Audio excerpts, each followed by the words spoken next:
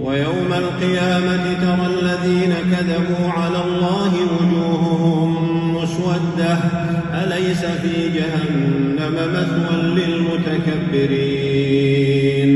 وينجي الله الذين اتقوا بمفازتهم لا يمسهم السوء ولا هم يحزنون الله خالق كل شيء وهو على كل شيء وكيل له مقاليد السماوات والأرض والذين كفروا بآيات الله أولئك هم الخاسرون قل أفغير الله تأمرون